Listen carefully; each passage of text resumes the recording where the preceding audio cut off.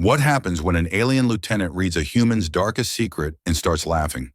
When Captain Marcus thought his career was over, he never expected Lieutenant Zara's reaction would change everything.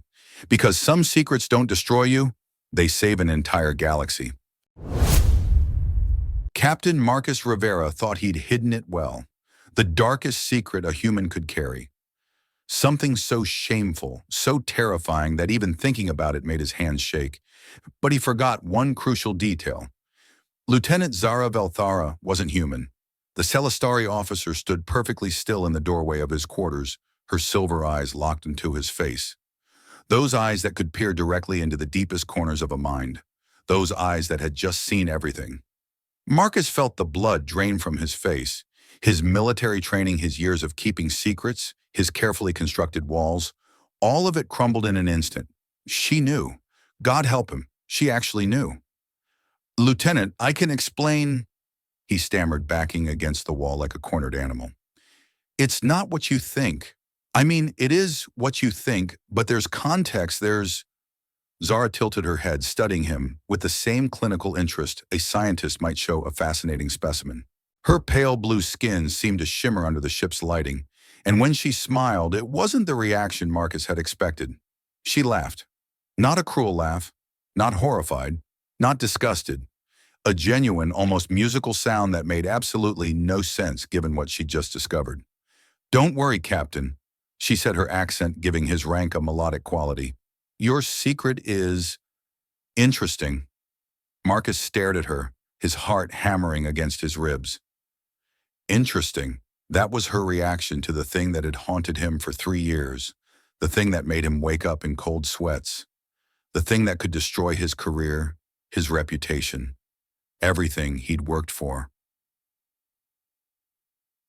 "Interesting," he managed to croak. Zara stepped into his quarters, the door sliding shut behind her with a soft hiss. "Oh yes, very interesting indeed. You see, Captain Rivera, I've been inside a lot of human minds over the years. Military minds, civilian minds, brilliant minds, broken minds. But yours," she paused, her smile widening, "yours is absolutely fascinating." And that's when Marcus realized something that chilled him to the bone. Lieutenant Zara Velthara wasn't just interested in his secret. She was intrigued by it. Let me back up for a second because this whole situation is absolutely insane. Marcus Rivera wasn't supposed to be here. 3 weeks ago, he was just another Marine Corps engineer fixing broken ships at the Luna Station Depot. Routine maintenance paperwork, the usual grind. But when the Celestari vessel Starweaver limped into port with critical hull damage, somehow his name got pulled for the repair mission. "Lucky me," he'd muttered, packing his gear for what should have been a simple 2-week job. The Celestari were humanity's newest allies. Beautiful, elegant, technologically advanced beyond anything we'd ever imagined. Their ships were living works of art, their cities floated among the stars, and their people possessed abilities that made science fiction look like a children's book. Like Lieutenant Zara Velthara, the ship's medical intelligence officer. That was a fancy way of saying she could read minds, diagnose psychological trauma from across a room, and apparently see straight through every defense mechanism Marcus had spent years building. He should have known something was different about her from day one. While other Celestari maintained that polite, almost ethereal distance their species was known for, Zara was curious.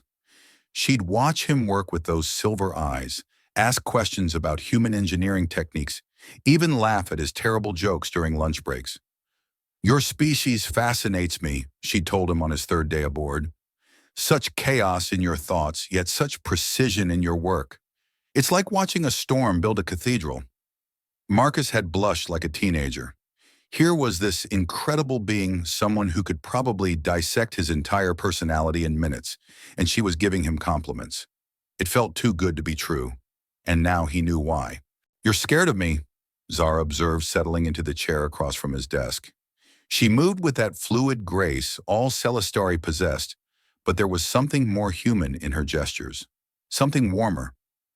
"Shouldn't I be?" Marcus asked, trying to keep his voice steady. "You just rifled through my head like it was a filing cabinet." "Actually, human minds are more like old libraries," she said, a small smile playing at her lips. full of hidden rooms, secret passages, books that haven't been opened in years. Your library, Captain Rivera, has some very interesting sections. The way she said interesting made his stomach clench. There it was again. That word that could mean anything from mildly curious to call security immediately. Look whatever you saw in there, Marcus began, but Zara held up a hand. What I saw, she interrupted, was a man carrying a burden he never asked for. A man who's been running from something that wasn't even his fault. Her expression softened.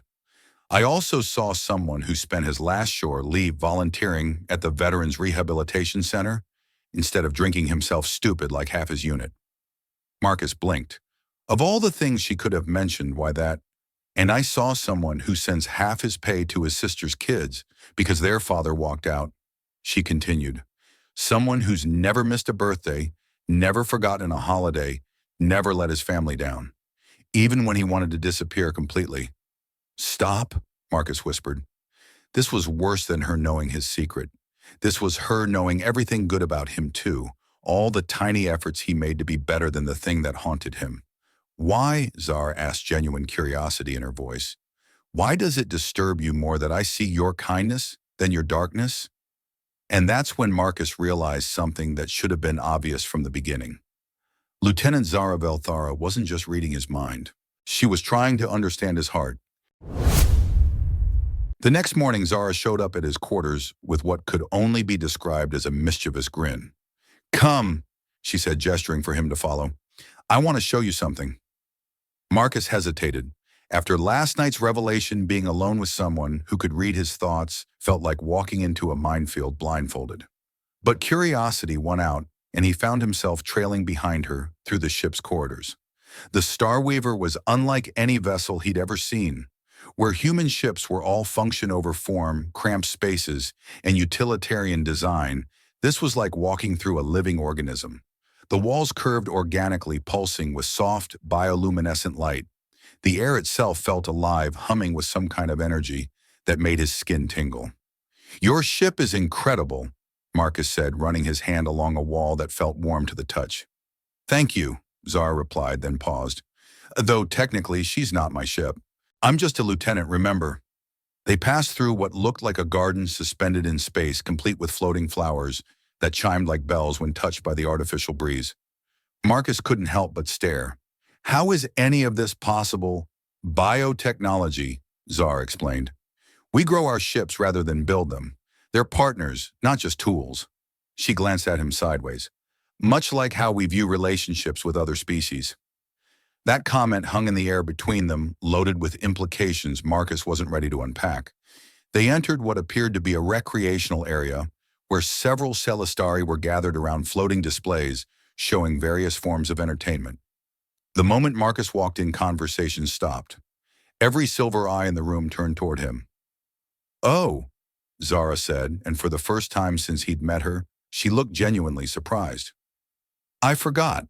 Suddenly, forgot what?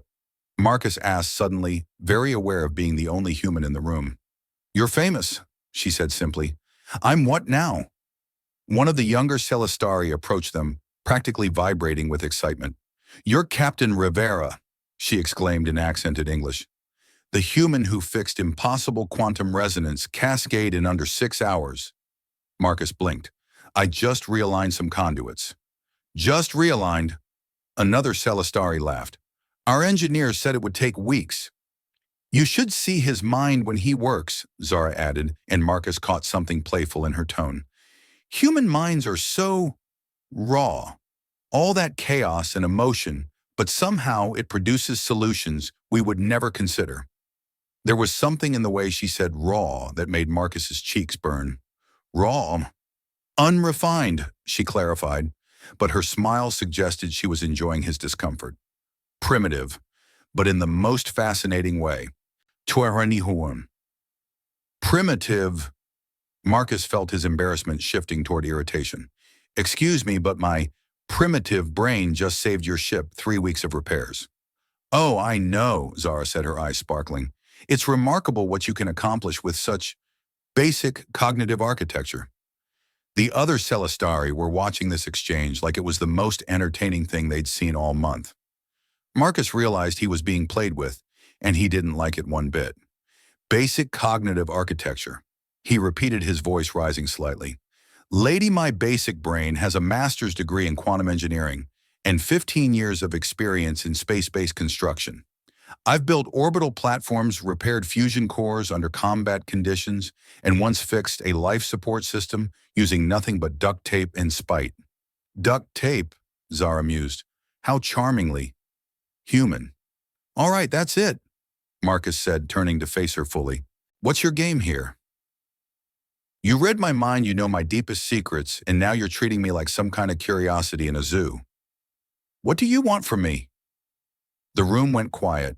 Even by Celestari standards, the silence was profound. Marcus wondered if he'd just committed some kind of cultural faux pas that would get him thrown off the ship. Then Zara laughed. Not the polite musical laugh he'd heard before, but something genuine and delighted. There it is, she said, stepping closer to him. There's the fire I saw in your mind, the passion you try so hard to hide behind all that self-doubt and guilt. Marcus felt something shift in his chest. You were testing me. I was trying to understand you, she corrected. Celestari minds are orderly, controlled. We think in patterns, follow logical progressions, but humans, you're all storm and lightning and sudden inspiration. It's beautiful and terrifying and completely unpredictable. She reached out, almost touching his hand before stopping herself. Your mind isn't primitive, Marcus Rivera. It's wild. And I've spent my entire life in carefully cultivated gardens. The way she looked at him, then like he was something rare and wonderful, made Marcus forget all about being embarrassed. Made him forget about the secrets she'd discovered. Made him forget for just a moment why he'd spent so many years running from himself. But then her expression changed, becoming suddenly alert. Her silver eyes went wide and she grabbed his arm.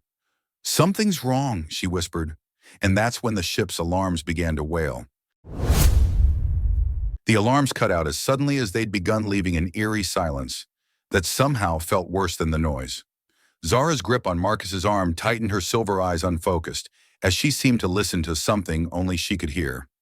False alarm, came the announcement over the ship's communication system. Navigation error. Resume normal activities. But Zara didn't look relieved. If anything, she looked more concerned. That wasn't a navigation error, she said quietly, leading Marcus toward a quieter corner of the recreational area. The other Celestari had already begun to disperse, but Marcus noticed they kept glancing in their direction. How do you know? Marcus asked. Because I felt the captain's mind when the alarm triggered, Zara replied, her voice barely above a whisper. He was genuinely surprised. Someone else activated that alarm. Marcus felt a chill run down his spine. Who? I don't know, but whoever it was, they wanted to test our response time or create a distraction. She looked around nervously. We should talk somewhere more private. They made their way to Zara's quarters, which were smaller than Marcus had expected, but filled with personal touches that made them feel warm and lived in. Crystalline sculptures that caught and refracted light in impossible ways. Books in multiple languages, including several in what appeared to be human scripts. A small terrarium containing plants that seemed to glow with their own inner light. You read human literature? Marcus asked, noticing a well-worn copy of Dune on her shelf. I study human psychology, Zara said, sealing the door behind them. Your fiction tells me more about how your minds work than any scientific analysis ever could. She gestured to a comfortable chair. Please sit. Marcus settled into the chair, which seemed to adjust itself to his body perfectly. This is about more than just the alarm, isn't it? Zara took a deep breath, and for the first time since he'd met her, she looked uncertain, vulnerable even. Marcus, what I'm about to tell you, it's not just dangerous knowledge. It's the kind of information that could start wars. Then maybe you shouldn't tell me, Marcus said, though his curiosity was eating him alive. But I have to tell someone, she said, sitting across from him. And you're the first person I've met who might actually understand. She leaned forward, her hands clasped tightly in her lap.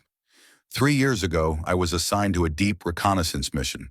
My job was to use my abilities to gather intelligence on a species we'd been having difficulties with, the Drakari. Marcus had heard the name before. The Drakari were notorious throughout this sector of the galaxy. Aggressive, territorial, technologically advanced, but morally primitive.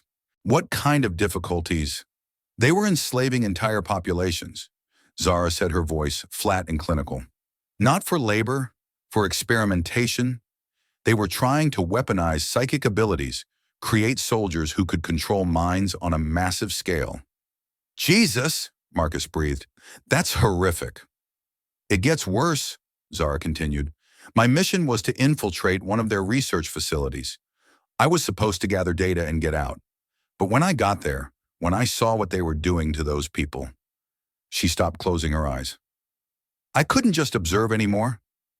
Marcus leaned forward. What did you do? I freed them, she said simply. 237 prisoners from 12 different species. I used my abilities to override the facility's security systems, opened every cell, and created enough chaos for them to escape. That sounds like the right thing to do, Marcus said. It was, Zara agreed, but it was also a direct violation of my orders. The Celestari High Council had specifically instructed me not to interfere. They wanted the intelligence more than they wanted to save lives. Marcus felt something cold settle in his stomach. They left you out there. Worse, Zara said, meeting his eyes. When I returned and reported what I'd done, they buried the evidence, classified the entire mission. As far as official records are concerned, that facility never existed, those people were never enslaved, and I never disobeyed orders. But you did the right thing, Marcus insisted. Did I? Zara asked, and there was genuine pain in her voice. Because 6 months later, the Drakari hit 3 other facilities. They moved their operations, made them more secure. My rescue mission may have saved 200 people, but it probably doomed thousands more. Marcus was quiet for a long moment, processing what she'd told him. Is that why you can read my guilt so clearly, because you're carrying your own? Zara nodded. When I look into your mind, Marcus, I see someone who made a terrible mistake and has been punishing himself for it ever since. But I also see someone who learned from it. Someone who became better because of it. She paused. That's not something I see when I look in the mirror. What do you see when you look in the mirror? Marcus asked softly. Someone who saved 200 people and damned thousands more, she said. Someone who chose emotion over logic and may have made everything worse. Someone whose own people don't trust her anymore because she proves she can't follow orders when it matters most. Marcus stood up and moved to the chair next to hers. Zara, can I tell you something? She nodded. 3 years ago, I made a decision that got 17 people killed. He said the words coming out in a rush. I was leading a repair mission on a damaged station. The structure was unstable, but I thought I could fix it faster than we could evacuate. I was wrong. The whole section collapsed and 17 good people died because I was too arrogant to admit I needed more time. Zara's eyes widened. Marcus, I'm telling you this because you need to know, he continued. The guilt, the way it eats at you, the way you replay every decision and wonder if you could have done things differently. I know what that feels like. But here's what I learned. The fact that it hurts means you care. The fact that you question yourself means you have a conscience. And the fact that you told me about those prisoners means you'd rather be right than safe. He reached out and took her hands in his. I'm sharing this with you because I trust you. Not because you can read my mind, but because I've seen who you really are. And who you really are is someone worth trusting. Zara stared at him for a long moment, her silver eyes bright with unshed tears. How do you do that? She whispered. Do what? Make me feel like maybe I'm not broken after all. Marcus smiled. Same way you make me feel like maybe my chaos isn't a flaw. And that's when something shifted between them. Not just attraction, though that was certainly there. Something deeper. Recognition. Understanding. The kind of connection that happens when two people realize they've been carrying the same wounds in different ways. Zara squeezed his hands. Marcus, I need to tell you something else. About that alarm today. What about it? I think someone on this ship is working with the Drakari, she said. And I think they know that I know about the experimentation program. Marcus felt the temperature in the room seem to drop 10 degrees. You think they're here for you? I think they're here for both of us now, Zara said grimly. Because if they've been monitoring our conversations, They know you're the first person I've told about any of this. And just like that, their moment of connection became something much more dangerous. They weren't just two people sharing their secrets anymore. They were two people who might not live to see tomorrow. They didn't have to wait long to find out just how much danger they were in. The real alarm started 20 minutes later. Not the brief, controlled sound from before, but the bone-deep wail that meant genuine emergency. The kind of alarm that made every nerve in Marcus's body snap to attention. "All hands to stations," came the captain's voice over the intercom, and this time there was no mistaking the urgency. "We have multiple vessels approaching on attack vectors. This is not a drill." Marcus was on his feet instantly, every instinct from his Marine Corps days kicking in. "I need to get to the engine room. If we're going into combat, you're going to need every bit of power I can give you." "Wait," Zara said, grabbing his arm. Her eyes had that unfocused look again, like she was listening to voices only she could hear. "It's not multiple vessels. It's one ship, but it's massive." And she looked at him with something approaching terror. "The mines on that ship. They're wrong, twisted. I've never felt anything like it." "Drakari?" Marcus asked, though he already knew the answer. "Has to be. But these aren't normal Drakari soldiers. These mines have been altered, weaponized." She stood up, her face pale but determined. "They're not here by accident. They're here for me." Marcus felt something cold and sharp settle in his chest. "Then we need to get you out of here." "No," Zara said firmly. "If I run, they'll destroy this ship and everyone on it just to make sure I don't escape. But if I'm here, if they think they can capture me..." She took a deep breath. "We might have a chance." The ship shuddered around them, the impact of weapons fire reverberating through the hull. Emergency lighting flickered on bathing, everything in an eerie red glow. "Talk to me," Marcus said. "What's our play here?" "You get to the engine room like you planned," Zara said, moving toward her wall console. "Keep us running. Keep us fighting. I'm going to coordinate with the bridge, use my abilities to give us a tactical advantage." "How?" "By reading their minds," she said grimly. "Finding their weaknesses, their plans, their fears.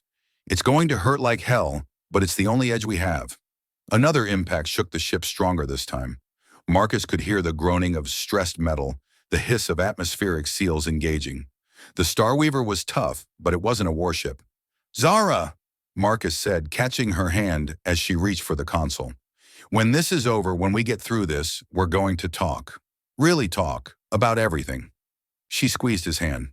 "I'd like that." "Good. Because I'm not losing you now that I've found you." Zara's smile was brilliant even in the emergency lighting. "Go save my ship, Marcus Rivera." Marcus ran through corridors that were rapidly filling with Celestari crew members moving to emergency stations. The organized chaos reminded him of every military deployment he'd ever been part of, but with an alien efficiency that was both impressive and slightly unnerving. He reached the engine room to find the chief engineer, a tall Celestari named Varek, frantically coordinating with his team. "Human," Varek called out when he spotted Marcus. "Your repairs, they are holding." "They'll hold," Marcus assured him, diving into the nearest access panel. "But if we're going to fight, we need to redistribute power. How much can you give me for engines and shields?" "Whatever you need," Varek replied. "Life support to minimum, non-essential systems offline." Marcus's hands moved with practiced efficiency, rerouting power conduits and bypassing safety protocols. This was what he was good at. This was where his chaotic human mind could work miracles that Celestari logic couldn't match. "There," he said, sealing the panel. "That should give you 30% more power to engines and shields, but we can't maintain it for more than 20 minutes. 20 minutes might be all we need," came Zara's voice through the intercom. "I'm patched into the bridge communication system. Marcus, I need you to listen carefully." "I'm here," he said. "The Drakari ship is using a boarding configuration. They're not trying to destroy us, they're trying to capture us intact. That means they'll be focusing their weapons on our engines and weapon systems, trying to disable rather than destroy."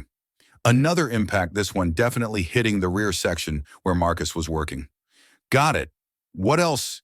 "Their captain is a Drakari named Krexthor. I'm reading his mind now, and Marcus, he's not just military. He's one of their enhanced soldiers. His thoughts are like razors, but I can see his strategy." Her voice was strained as if the mental contact was causing her physical pain. He's going to try to breach our hull in 3 locations simultaneously. Where? Varric asked. Cargo bay, 7 medical bay, and... Zara's voice faltered. And the engine room. Marcus looked around at the Celestari engineers, seeing his own realization reflected in their faces. They were about to be boarded, and this was one of their primary targets. How long do we have? Marcus asked. Based on their approach vector and the time it's taking them to cycle their boarding pods? Maybe 5 minutes. 5 minutes to prepare for a fight against enhanced alien soldiers in a room full of delicate equipment that could explode if damaged. Marcus had been in worse situations, but not many. Varric, he said, get your people to the secondary engineering station. Seal the blast doors behind you. What about you? The Celestari engineer asked. Someone needs to stay here to keep the engines running, and someone needs to make sure these boarding pods get a really warm welcome. Nush, son. Marcus, no, Zara's voice came through the intercom. I'm reading Krexthor's thoughts about you. He knows you're here. He knows you're important to me. This is a trap.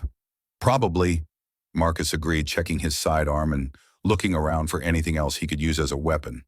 But it's also an opportunity. If he wants me alive, he's going to have to work for it. And while he's doing that, you and the bridge crew can figure out how to turn this whole situation around. I can help you, Zara said. I can read their minds as they board, tell you where they are, what they're planning. Can you do that without frying your brain? Marcus asked. I don't know, she admitted, but I'm willing to find out. Marcus smiled grimly. 3 minutes until the boarding pods hit. 3 minutes to prepare for a fight that would determine not just their survival, but the fate of every person on this ship. All right, Lieutenant, he said, let's see what this human Celestari partnership can really do.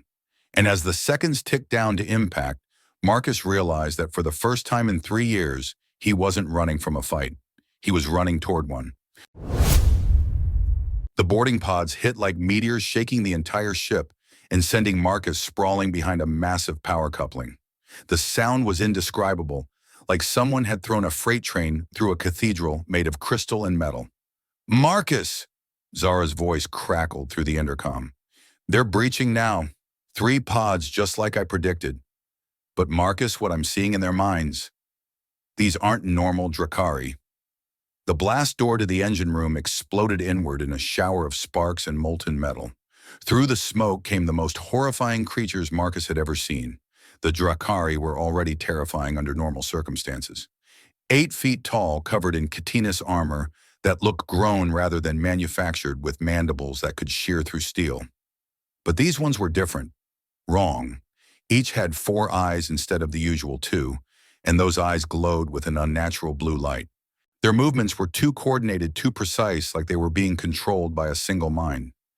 Cables and mechanical implants snaked across their bodies, connecting to neural ports that pulsed with the same eerie light as their eyes. Oh, hell! Marcus breathed, raising his sidearm. Marcus, listen to me! Zara's voice was suddenly clearer, as if she was speaking directly into his mind rather than through the intercom. I'm going to try something that's never been done before. I'm going to link our minds directly. You'll be able to see what I see, know what I know, but I don't know what it will do to either of us. Do it, Marcus said without hesitation, firing at the lead Drakari as it advanced toward him. His shots hit center mass but barely slowed it down. Whatever you're going to do it now. The sensation that followed was like lightning running through his brain. Suddenly, Marcus could see the engine room from 2 perspectives simultaneously. His own crouched behind the power coupling, and Zara sitting in what looked like a meditation chamber several decks away, her eyes closed in intense concentration. But more than that, he could feel her thoughts, her emotions, her presence in his mind like a warm current running through ice-cold water. Can you hear me? Zara's mental voice was crystal clear. I can hear you, Marcus replied, not sure if he was speaking aloud or just thinking. This is incredible. Focus, Zara said, and suddenly Marcus could see tactical overlays appearing in his vision, showing him the exact positions of all 3 Drakari in the room, their blind spots, their movement patterns. The one on your left has a damaged leg actuator. He'll favor his right side. The leader has enhanced reflexes, but there's a 2-second delay in his neural processing. And the third one, Marcus rolled out from behind cover, firing at the damaged Drakari, exactly where Zara had indicated. This time, his shots found their mark, and the creature stumbled, its coordination faltering. "The third one is the controller," Zara continued, her mental voice strained. "He's networked to the others. If we can take him down, the other two will lose their coordination." "Which one?" Marcus asked, diving behind another piece of equipment as energy bolts seared the air where he'd been standing. "The one hanging back by the entrance. He's not fighting, he's orchestrating. But Marcus, be careful, I'm reading something else in his mind. Something that doesn't make sense." Marcus popped up, acquired his target, and fired 3 precise shots at the controller Drakari. The creature went down, hard sparks flying from its neural implants. Immediately, the other 2 Drakari began moving erratically, their perfect coordination replaced by confused animalistic behavior. "It's working," Marcus said, but Zara's mental voice cut him off. "No, something's wrong. That was too easy. I'm sensing—" "Oh no. Marcus, that wasn't the real controller. That was a decoy." Before Marcus could ask what she meant, the real threat revealed itself. Another figure stepped through the blown-out doorway, and this one made the other Drakari look like children's toys. Krexthor was massive, even by Drakari standards, but like his soldiers, he had been enhanced beyond recognition. 4 glowing eyes tracked Marcus's position with predatory precision. His chitinous armor was covered in neural interfaces that pulsed with data streams. And when he spoke, his voice came from multiple sources simultaneously. "Human!" Krexthor said, his words echoing from hidden speakers throughout the room. "You will surrender the telepath. She has information we require." "Yeah, that's not happening," Marcus replied, checking his ammunition. 3 shots left. "Then you will die first, and we will take her anyway," Krexthor said, raising what looked like a weapon, but moved like a living thing, all tendrils and organic curves. "Marcus," Zara's mental voice was urgent now, "I'm going to try to hack into his mind, but his neural enhancements are unlike anything I've ever encountered. If I make a mistake, it could kill both of us. And if you don't try, we're definitely dead," Marcus pointed out, taking aim at Krexthor's center mass. "So let's roll the dice." What happened next defied every law of physics and psychology Marcus thought he understood. Zara's consciousness suddenly exploded through his mind, but instead of the gentle warmth he'd felt before, this was like being caught in a psychic hurricane. He felt her reach out through their connection, extending her abilities far beyond anything she'd ever attempted. For a moment, Marcus experienced something impossible. He was simultaneously himself, Zara, and somehow connected to the neural network controlling the Drakari boarding party. Through that connection, he saw the truth. The Drakari weren't just experimenting on other species. They were experimenting on themselves. The neural enhancements, the coordinated movements, the glowing eyes, it was all part of a massive project to create a collective consciousness. They were trying to turn their entire species into a single unified mind. But more horrifying than that, Marcus saw what they planned to do with that collective consciousness. They weren't content with controlling their own people.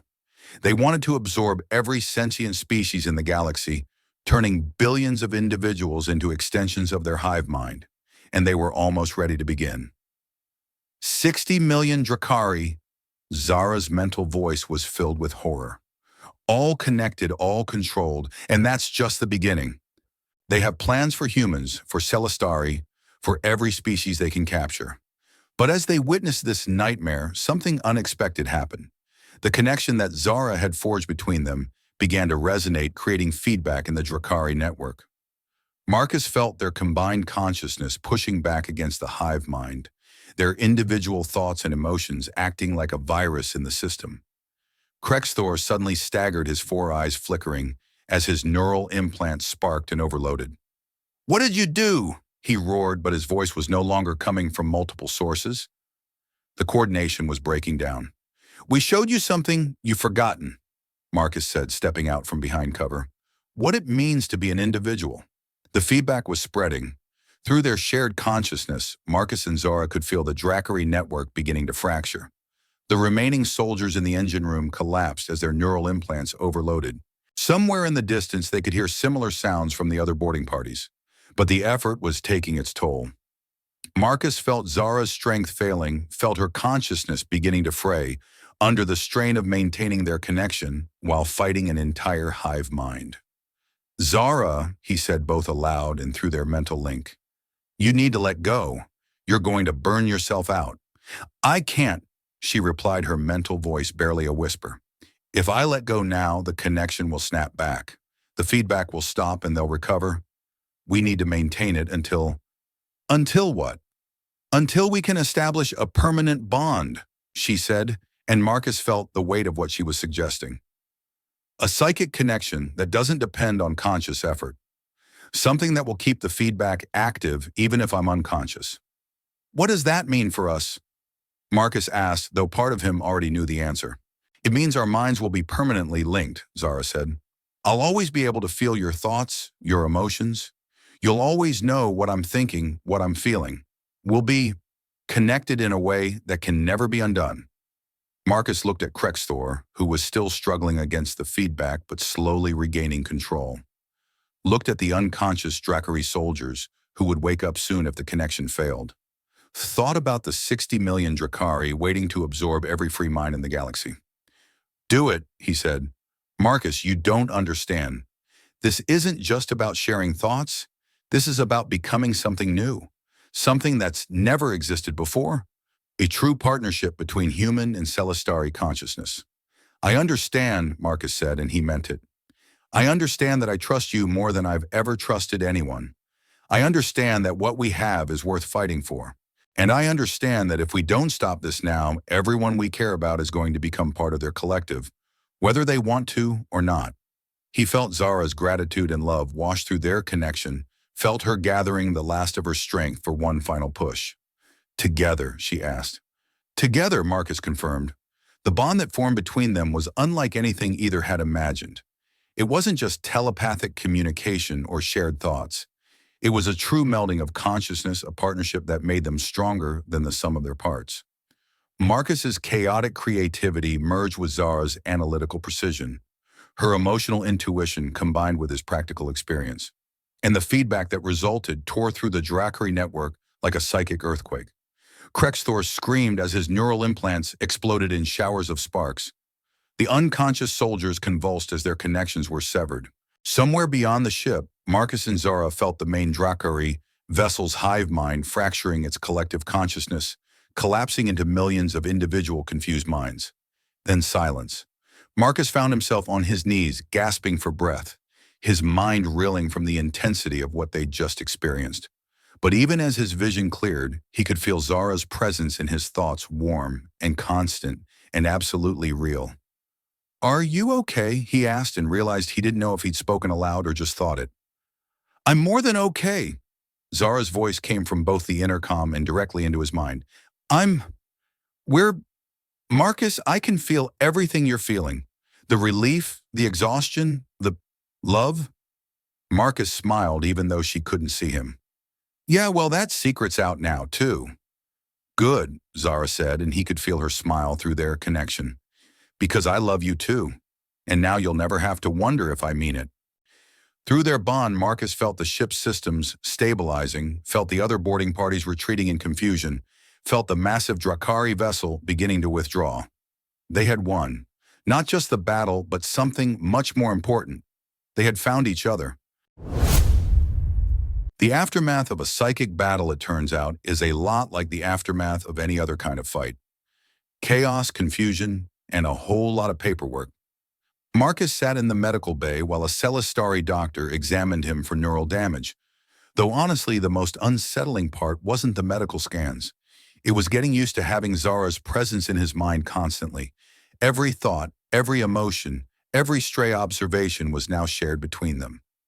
This is going to take some getting used to, he said aloud, then immediately felt Zara's amused agreement through their bond.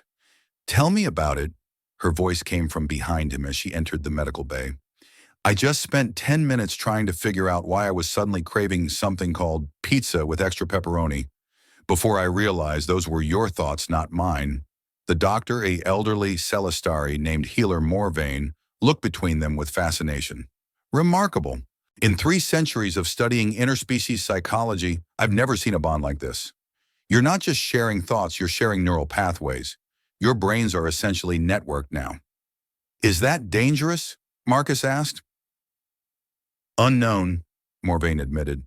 But considering what you accomplished with it, I'd say the benefits outweigh the risks. The feedback you generated didn't just disrupt the local Drakari network. Our long-range sensors detected similar disruptions across 17 star systems. Marcus felt a chill run down his spine. 17 systems. The Drakari network was larger than we thought, Zara said, settling into the chair next to his. Much larger, but also more fragile than they realized. When we broke the connection here, it created a cascade failure throughout their entire collective. Captain Velquin, the Starweaver's commanding officer, chose that moment to enter the medical bay. He was tall even by Celestari standards, with the kind of bearing that suggested he'd seen more than his share of impossible situations. Lieutenant Velthara, Captain Rivera, he said formally, then his expression softened slightly. First, let me say that what you did saved not just this ship, but potentially millions of lives across the galaxy. Thank you, sir, Marcus said, though something in the captain's tone suggested there was more coming. However, Velquin continued, we now have a situation that's unprecedented in galactic history. We have detailed intelligence about a massive conspiracy evidence of genocide-level experimentation and proof that the Drakari were planning to absorb every sentient species they could capture. Through their bond, Marcus felt Zara's sudden spike of anxiety.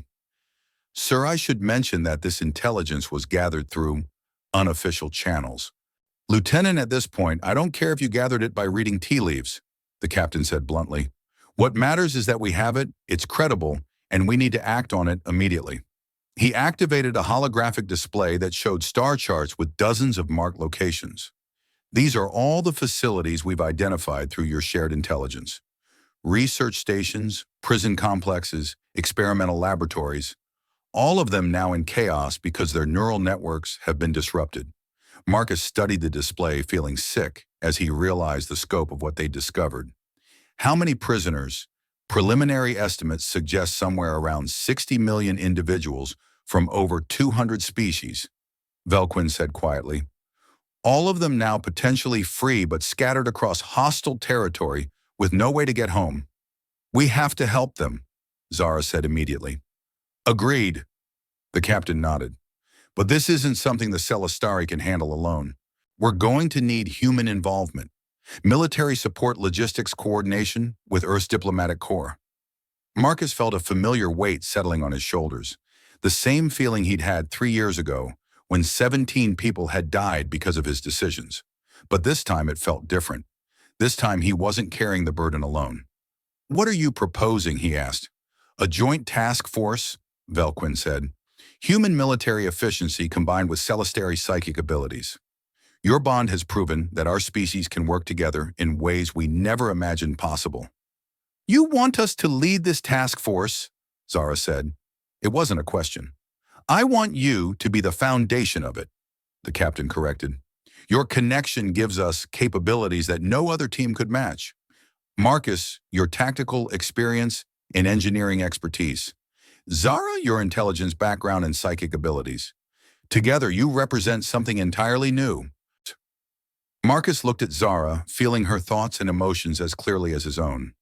Her determination, her compassion for the prisoners, they discovered her fear of the responsibility they were being offered. But underneath it all, he felt something else, hope. The Earth Celestari Intelligence Unit, Marcus said slowly, has a nice ring to it. Actually, I was thinking more along the lines of the Nexus Response Team, Velquin said with a slight smile, since you've effectively created a counter-nexus to oppose their collective consciousness. Over the next several hours, the details came together with surprising speed. The Celestari High Council, despite their previous reluctance to get involved in Drakari affairs, were horrified by the scope of the conspiracy Zara had uncovered. Earth's military command, once they understood what had happened, immediately authorized a joint operation. Marcus found himself promoted to major and assigned as the human military liaison to the new task force. Zara was given a field commission as a commander and designated as the Celestari Intelligence Coordinator. Together, they would lead teams of specialists from both species in rescue operations across Drakari space. It's ironic, Zara said as they stood in the observation lounge watching human ships arrive to join the Celestari fleet. 3 days ago, I was worried about sharing my secrets with you. Now our entire relationship is built on complete transparency. Any regrets? Marcus asked, though. Through their bond, he already knew the answer. Only one, Zara said, turning to face him. I regret that it took a galactic crisis for us to find each other. Marcus reached out and took her hand, marveling at how the simple physical contact amplified their mental connection. Well, look at it this way. We've got a galaxy full of rescue missions ahead of us. Plenty of time to figure out this whole permanently bonded consciousness thing. Speaking of which, Zara said, her expression becoming more serious, there's something I should tell you about what we've created. What do you mean? The bond between us isn't just unprecedented, she explained. According to healer Morvane's scans, it's also evolving. Our neural patterns are becoming more integrated every hour. We're not just sharing thoughts anymore, Marcus. We're becoming something new, something that's part human, part celestiary, and entirely unique. Marcus considered this feeling the truth of it, in the way their thoughts flowed together, in the way he could sense her emotions as if they were his own. And that doesn't scare you, terrified, Zara admitted, but also excited. We're pioneers, Marcus, the first of our kind. And what we do, how we handle this bond, it's going to determine whether humans and Celestari can truly become partners, or if we'll always remain separate species sharing the same space. Through the observation lounge's viewport, Marcus could see the combined fleet taking shape.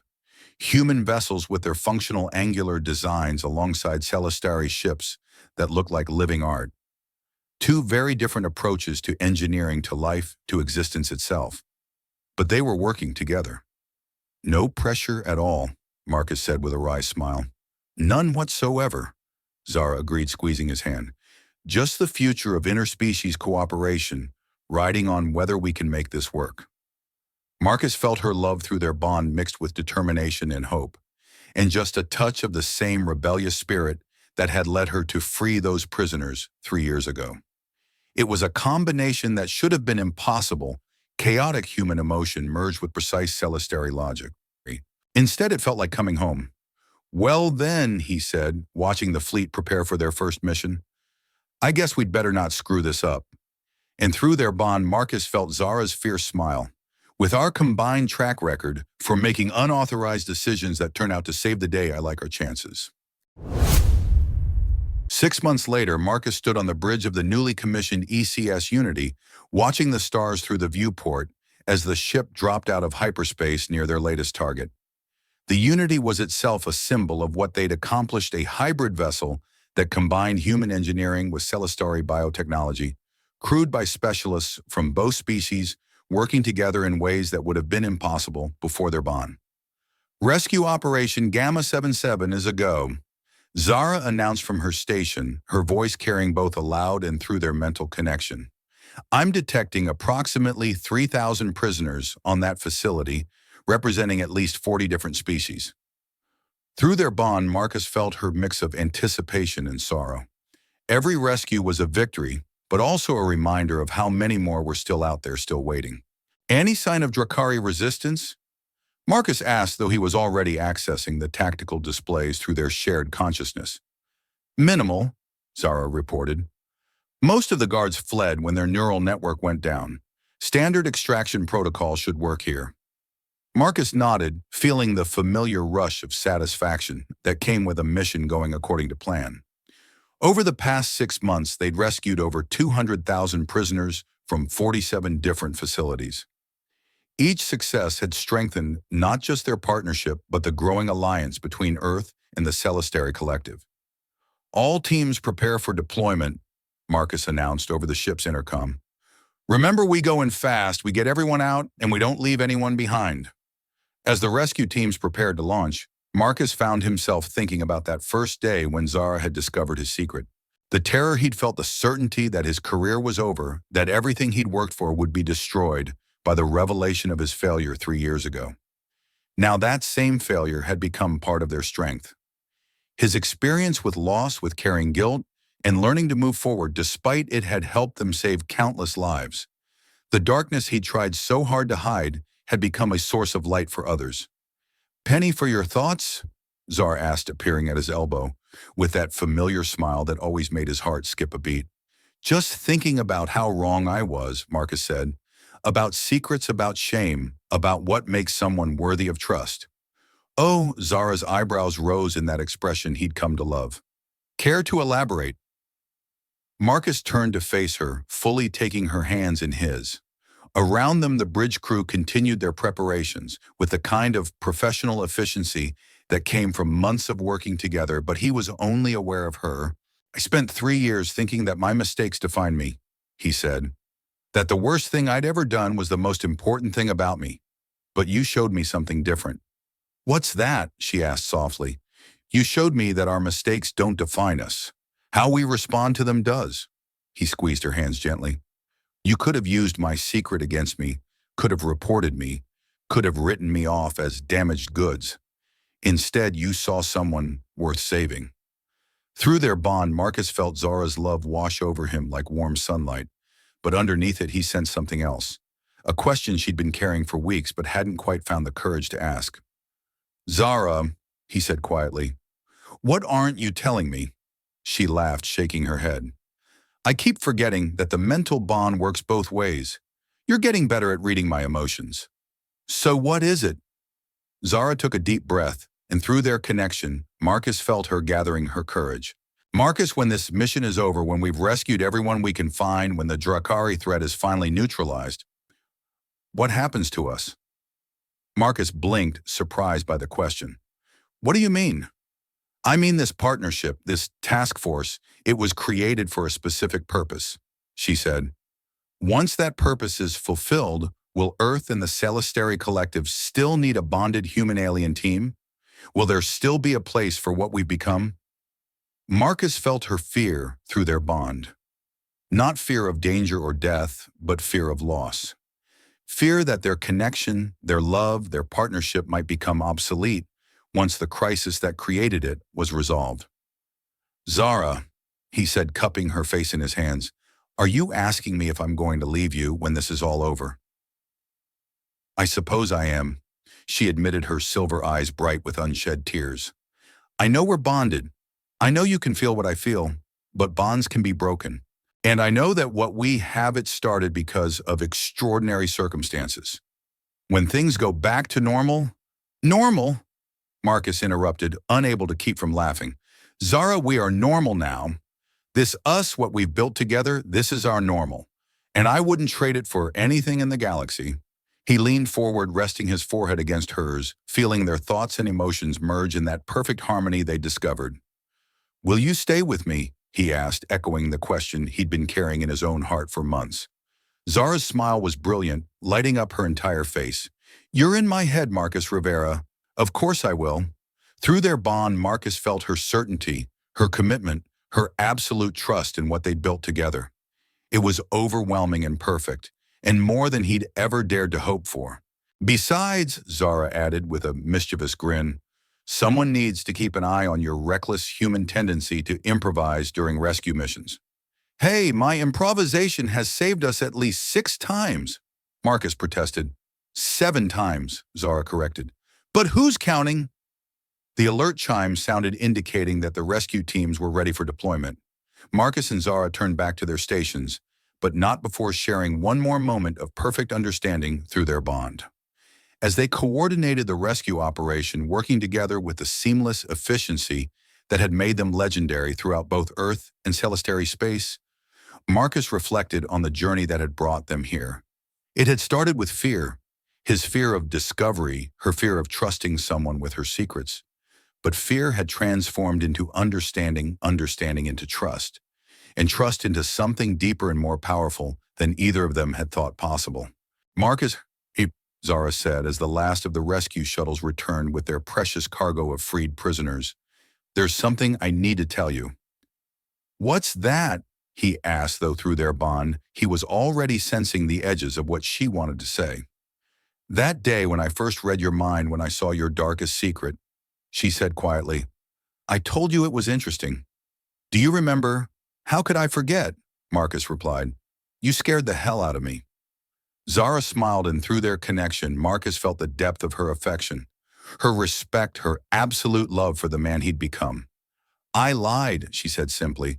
Your secret didn't just interest me, Marcus. Some secrets terrify you when you discover them. Others make you angry.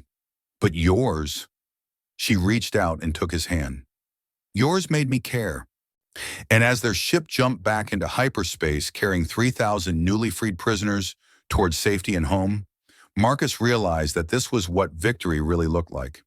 Not the end of conflict, but the beginning of connection. Not the absence of secrets, but the courage to share them with someone who would understand. They had a galaxy to protect, a future to build, and each other to lean on through whatever came next. It was Marcus' thought as he felt Zara's presence warm and constant in his mind, exactly the kind of impossible, chaotic, beautiful life he'd never known he wanted. And he wouldn't change a single moment of it.